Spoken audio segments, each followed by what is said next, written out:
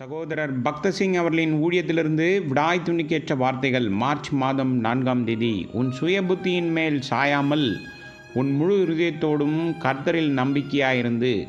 நீதிமொழியின் புஸ்தகம் 3ஆம் அதிகாரம் 5வது வசனம். தேவனுடைய வழிநடத்துதலை புறக்கணிப்பதன் மூலமும் அவருடைய கட்டளைகளுக்கு கீழ்ப்படியாமல் இருப்பதன் மூலமும் நாம் ஆவிக்குரிய பார்வையற்றவர்களாக மாறுகிறோம். கீழ்ப்படியாமையின் காரணமாகவே அல்லது பாதியளவு கீழ்ப்படிதலின் காரணமாகவோ பலர் தேவனுடைய காரியங்களை பற்றிய பார்வையை இழந்திருப்பதை இன்று நாம் பார்க்கின்றோம். உதாரணமாக, ராஜாவாகிய சவுல் ஓரளவு தேவனுக்கு கீழ்ப்படிந்தான். இதன் விளைவாக அவன் தேவனால் நிராகரிக்கப்பட்டான். தாவீதும் தன்னுடைய பெரும் படை என்னும் சோதனையில் வீழ்ந்து தன் பலத்தில் பெருமை கொண்டான். 2 சாமுவேல் புஸ்தகம் 24வது அதிகாரம் 2 மற்றும் 3வது வசனங்கள். தான் பெற்ற வெற்றிகள் அனைத்தும் தேவனால் தான் வென்றதே தவிர தனது சொந்த படைபலத்தால் அல்ல என்பதை அவன் நன்கு அறிந்திருந்தான். அவன் கோலியாத்தை தனது சொந்த பலத்தினாலோ அல்லது புத்திசாலித்தனத்தினாலோ தோற்கடிக்கவில்லை. கர்த்தருடைய நாமத்தினாலே அவன் கோலியாத்துக்கு எதிராக போரிட்டு அவனை தோற்கடித்தான். 1 சாமுவேல் புஸ்தகம் 17வது அதிகாரம் 45 மற்றும் 50வது வசனங்கள்.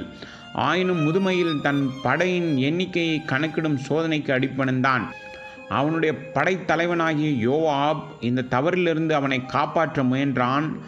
ஆனாலும் தாவீதின் உறுதி மேலோங்கியது. தாவீதின் கண்கள் திரளான ஜனங்கள் மீதும் தேவன் மீதும் இல்லை என்ற உண்மையை அது வெளிப்படுத்தியது. அதனால்தான் தேவன் அவனை ஒரு களத்தில் அவரது முகத்தில் கொண்டு வந்தார். இவ்விதத்தில் தாவீது கர்த்தர் மீது மட்டுமே நம்பிக்கை வைக்க கற்றுக்கொள்ள வேண்டியதாயிருந்தது. இப்படிப்பட்ட சலனம் நம் அனைவருக்கும் வரும். நாம் நமது சொந்த விருப்பத்தின் மீதும் திறமை அல்லது அறிவை சார்ந்திருக்க அல்லது வெற்றியை வெல்ல இவற்றையெல்லாம் செய்வதால் அதிக பலன் கிடைக்கும் என்றும் நல்ல நபர்கள் கிடைக்கும் என்றும் நினைக்கிறார்கள். கனிதரும் ஊழியத்திற்கு ஒவ்வொரு சூழ்நிலையிலும் நாம் கர்த்தரையே நம்பியிருக்க வேண்டும். ஊழியர்கள் கூட தங்களுடைய கடந்த கால ஆசீர்வாதங்கள் மற்றும் சாதனைகளை நம்பியிருப்பதால் அதிக பலனை காணும் வாய்ப்பை வெட்டி விடுகிறார்கள்.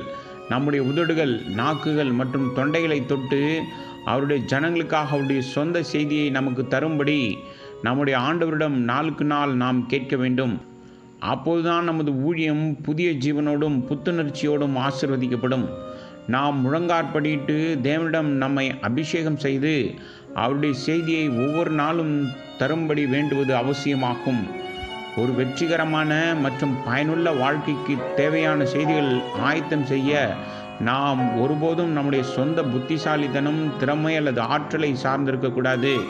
தேவன் யோசுவாவை ஜனங்களுக்கு விருத்த சேதனம் செய்யும்படி கேட்டார்.